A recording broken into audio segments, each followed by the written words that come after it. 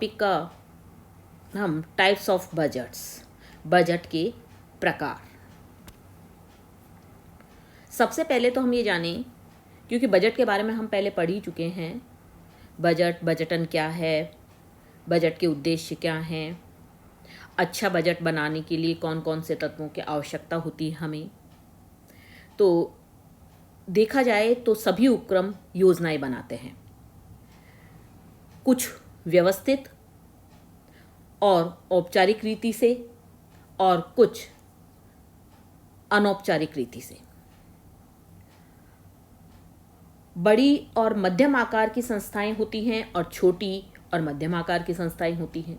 जो बड़ी और मध्यम आकार की संस्थाएं होती हैं वो बजटन की विस्तृत और व्यापक पद्धति को अपनाती हैं, जिसमें वो अपनी सभी प्रमुख परिचालन क्रियाओं के लिए अलग अलग बजट तैयार करती हैं। जबकि कुछ संस्थाएं छोटी होती हैं और मध्यम आकार की होती हैं, तो वो संस्थाएं बजटन की विस्तृत और व्यापक पद्धति को ना अपनाकर अपने कुछ परिचालन के लिए ही बजट को बनाती हैं।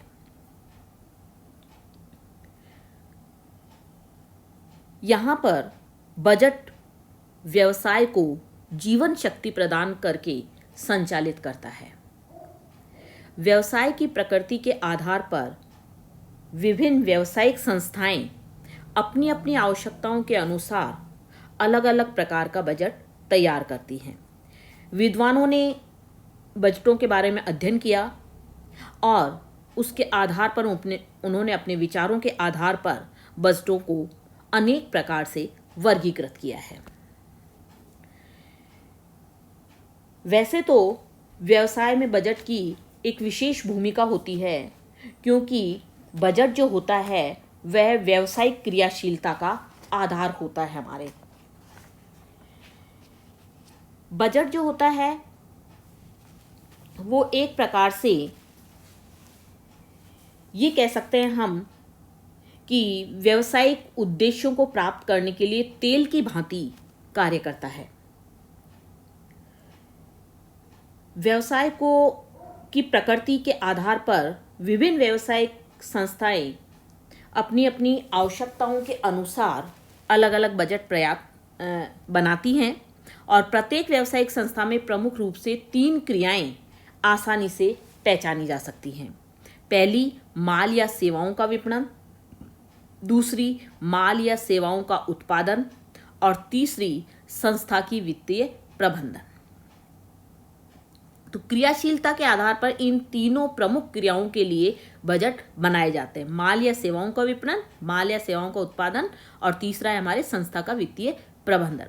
और इन्हीं क्रियाओं के लिए अनेक सहायक क्रियाएं भी हमें करनी होती हैं और ये जो सहायक क्रियाएं हैं इनके लिए भी हम अलग अलग बजट बनाते हैं, क्योंकि इन सब के लिए जब बजट बनेगा तभी हम संस्था को एक सही दिशा प्रदान कर पाएंगे। तो बजटों के वर्गीकरण का चार्ट हम पढ़ेंगे। इसमें आप देखिए कि बजट में 3 आधार बताए गए हैं आपके, समय के आधार पर, क्रियाशीलता के आधार पर और लोचशीलता के आधार पर। समय के आधार पर इसको 3 भागों में बांटा गया है, दीर्घकालीन बजट, अल्पकालीन बजट और चालू बजट। इसी प्रकार से लोचशीलता के आधार पर इसको 2 आधार बताए गए हैं। इसका स्थिर क्रियाशीलता का आधार या स्थायी बजट, दूसरा लोचशील क्रियाशीलता का आधार जिसे हम लोचशील या लोचदार बजट भी कहते हैं। दूसरा जो तीसरा प्रकार है हमारे पास में आप देख रहे हैं बीच में, क्रियाशीलता के आधार पर। क्रियाशीलता के आधार पर जो हैं 4 प्रकार की क्रियाएं आपकी हैं इसमें, विक्रय बजट, उत्पादन बजट, वित्तीय बजट, शोध एवं अनुसंधान बजट। जो विक्रय बजट है इसमें क्या क्या आता है, विक्रय मात्रा और मूल्य बजट, दूसरा तैयार माल के स्टॉक का बजट, तीसरा विक्रय विभाग व्यय बजट, चौथा विज्ञापन व्यय बजट, पांचवा वितरण व्यय बजट और छठा हमारे विक्रयोत्तर सेवा बजट। इसी प्रकार से उत्पादन बजट में उत्पादन में प्रयुक्त होने वाली जितनी भी चीज़ें हैं उनका बजट इसमें तैयार किया, जैसे सामग्री खपत बजट, सामग्री स्टॉक बजट, सामग्री क्रय बजट, श्रम शक्ति बजट। श्रम हमारे उत्पादन में जरूरी है, बिना श्रम के हम कोई भी चीज़ का उत्पादन नहीं कर पाएंगे। श्रम लागत बजट, उत्पादन व्यय बजट, उत्पादन लागत बजट और संयंत्र उपयोग बजट। इसके बाद तीसरा है हमारा वित्तीय बजट। वित्तीय बजट में आपके आ जाते हैं, दोनों तरह का वित्त हमें जरूरी होता है, दीर्घकालीन और अल्पकालीन। तो दीर्घकालीन वित्तीय स्रोत बजट, अल्पकालीन वित्तीय स्रोत बजट, रोकड़ बजट, वित्तीय व्यय बजट और पूंजीगत व्यय बजट। और चौथा है हमारे पास शोध एवं अनुसंधान बजट। शोध एवं अनुसंधान बजट में आते हैं आपके उत्पादन शोध बजट, तकनीक शोध बजट, उपकरण एवं वैकल्पिक सामग्री शोध बजट और चौथा है बाजार शोध बजट। अब ये सब किससे जुड़े हुए हैं? आपके चारों के चारों, विक्रय बजट, उत्पादन बजट, वित्तीय बजट और शोध एवं अनुसंधान बजट, प्रशासनिक बजट, प्रशासनिक व्यय बजट, मास्टर बजट, प्रक्षेपित लाभ हानि खाता और प्रक्षेपित चिट्ठा।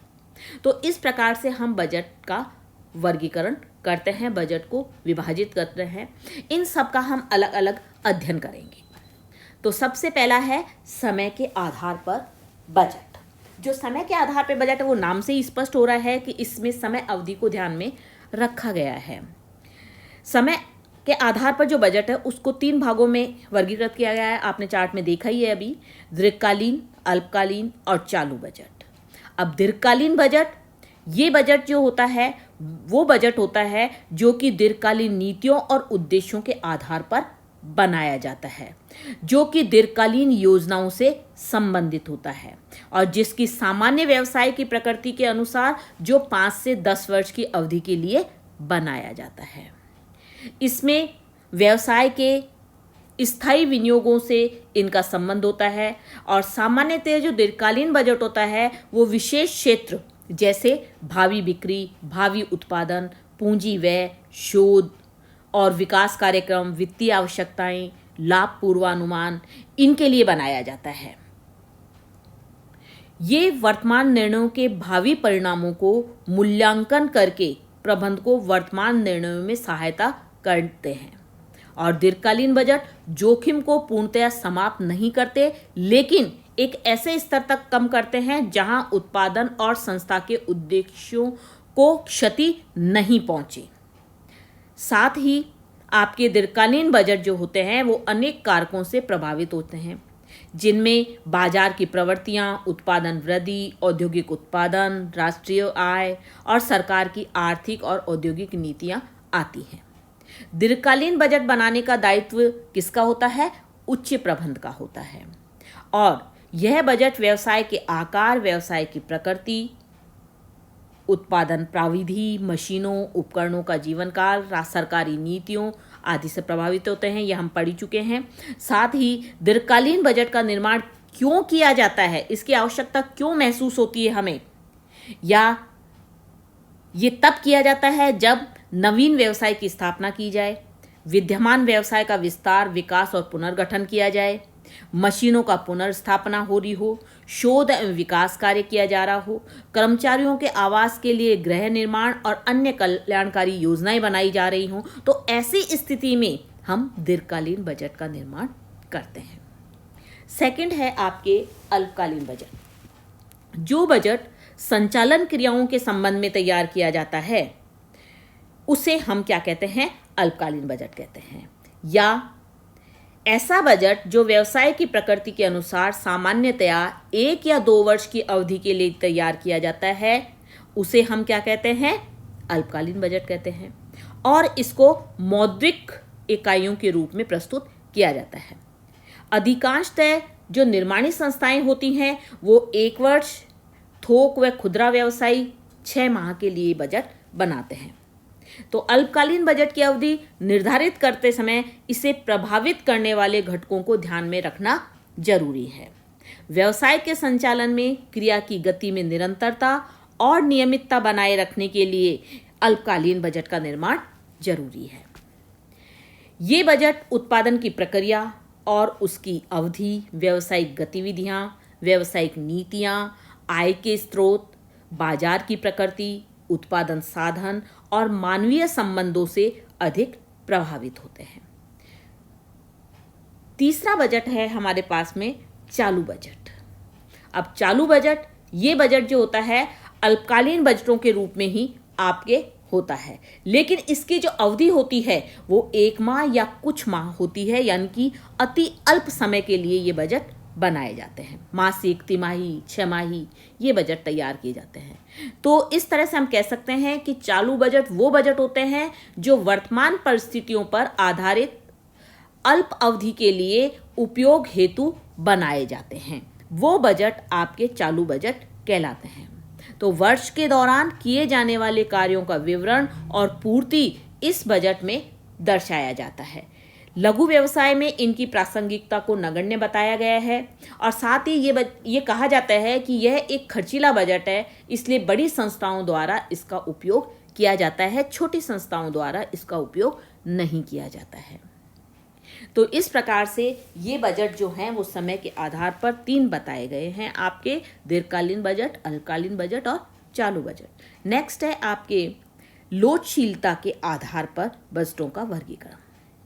लोचशीलता के आधार पर 2 बजट आपके बताए गए हैं: स्थिर बजट और लोचशील बजट या लोचदार बजट। सबसे पहले पढ़ेंगे हम स्थिर या स्थैतिक बजट। स्थिर या स्थैतिक बजट ये बजट जो होते हैं जिसमें व्यवसाय के उद्देश्य और लक्ष्य स्थिर रहते हैं और उन्हें कठोरता से प्राप्त करने के प्रयास किए जाते हैं। इन बजटों में जो अवधि होती है वो क्या होती है? अपरिवर्तित रहती है और ये क्रियाशीलता के एक विशेष स्तर के लिए बनाए जाते हैं। इन बजटों में तुलना कार्य वर्ष की समाप्ति के बाद ही संभव हो पाता है और जिन उद्योगों में मांग की दशाएं स्थिर होती हैं उन उद्योगों के लिए ये बजट जो होता है, स्थिर या स्थैतिक बजट जो होता है, वो अधिक लाभप्रद होता है। तो क्रियाशीलता के एक निश्चित स्तर को स्थायी मानकर जो बजट बनाया जाता है उसे हम क्या कहते हैं? स्थिर बजट कहते हैं। स्थिर बजट के लिए कहा जाता है कि स्थिर बजट उन उद्योगों में लाभप्रद है जहां मांग की दशाएं स्थिर होती हैं और बिक्री का पूर्वानुमान यथेष्ट शुद्धता के साथ 1 वर्ष या 6 माह के लिए लगाया जा सकता है। वास्तविक दशाओं में वास्तविक क्रिया और बजटेड क्रिया एक समान भी हो सकती है। तो एक स्थिर बजट सामान्यतः विभागीय क्रियाओं में समन्वय और लाभ नियोजन संबंधी आवश्यकताओं को पूरा कर सकता है, लेकिन यह लागत नियंत्रण तकनीक के रूप में पूर्णतया अपर्याप्त है। तो यहां पर अब हम पढ़ेंगे स्थिर बजट निर्माण की उपयुक्तता। स्थिर निर्माण बजट जो है वो कैसे हमारे लिए उपयुक्त है, कहां कहां इसकी उपयुक्तता पाई जाती है या किस प्रकार से ये किन परिस्थितियों में उपयुक्त होता है। तो पहला है मौसमी प्रकृति। जब व्यवसाय की प्रकृति मौसमी नहीं हो तब ये उपयुक्त होता है। उत्पादन और विक्रय क्रियाओं पर बाह्य तत्वों का प्रभाव नहीं, तो व्यवसाय में उत्पादन और विक्रय क्रियाओं का बाह्य तत्वों का प्रभाव नहीं पड़ता हो तब ये उपयुक्त है। तीसरा है वस्तु की मांग निश्चित और आदेश नियमित। वस्तु की मांग निश्चित और आदेश नियमित रूप से प्राप्त होते रहते हों वहां ये उपयुक्त है। वस्तु का बाजार घरेलू, वस्तु का बाजार विदेशी ना होकर क्या होना चाहिए? घरेलू होना चाहिए, वहीं पे ये उपयुक्त है। उत्पादित साधनों की पूर्ति नियमित होनी चाहिए, वहाँ ये उपयुक्त है। व्यवसाय में निर्मित उत्पादन में विशिष्ट श्रम और सामग्री की आवश्यकता नहीं हो, वहाँ ये उपयुक्त है।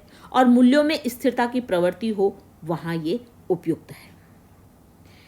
तो सामान्यतः व्यवसाय में इन सभी परिस्थितियों का विद्यमान होना संभव नहीं होता है, इसलिए वर्तमान परिप्रेक्ष्य में स्थिर बजट का कोई व्यवहारिक महत्व नहीं बताया गया है। वास्तव में उत्पादन पर अनेक आंतरिक और बाह्य तत्वों का क्या पड़ता है? प्रभाव पड़ता है, जिसके बारे में पूर्व में निश्चित भविष्यवाणी नहीं की जा सकती। यानी जो भी प्रभाव पड़ेगा आंतरिक तौर पे भी पड़ सकता है और बाहरी तौर पे भी, लेकिन उनकी भविष्यवाणी हम पहले से नहीं कर सकते हैं।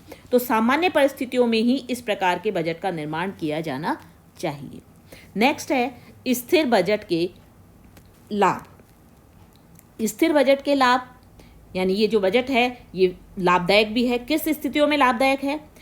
जब व्यवसाय के उद्देश्य एवं लक्ष्य पूर्ण निश्चित होने के कारण उन्हें प्राप्त करने का कार्य सरल हो जाता है, तब ये लाभदायक है।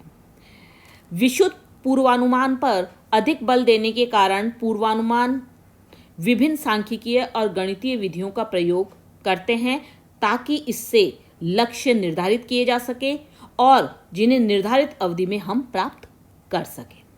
तीसरा है, लक्ष्यों की पूर्ति के लिए प्रशासक सदैव क्या होने चाहिए? जागरूक होने चाहिए। चौथा है, उद्देश्य और लक्ष्यों को कठोरता से प्राप्त करने के लिए प्रयासरत होना चाहिए। पांचवा है, वर्ष की समाप्ति पर बजटेड और वास्तविक कार्य की तुलना करना सरल हो जाता है। और छठा लाभ है, इससे उत्पादन पर आंतरिक और बाह्य तत्वों के पड़ने वाले प्रभावों की पहले से जानकारी संभव हो जाती है। तो ये इसके लाभ हैं। नेक्स्ट हैं कमियां। सभी लाभ और उपयुक्तता हमने देखी, लेकिन उसके साथ ही इसमें कुछ दोष भी पाए जाते हैं और इन कमियों के आधार पर हम कह सकते हैं कि ऐसे बजट तभी बनाए जाने चाहिए जब विक्रय, उत्पादन और लागत के संबंध में पूर्ण शुद्धता के साथ अनुमान लगाए जा सके, अन्यथा ये बजट नहीं बनाया जा सकता। तो पहली इसमें है, मौसमी प्रकृति से संबंधित व्यवसायों के लिए यह बजट अनुपयुक्त है। दूसरा है, उत्पादन पर अनेक आंतरिक और बाह्य तत्वों के प्रभाव की पूर्ण संभावना रहती है जिनकी पूर्व में जानकारी भलीभांति नहीं होती।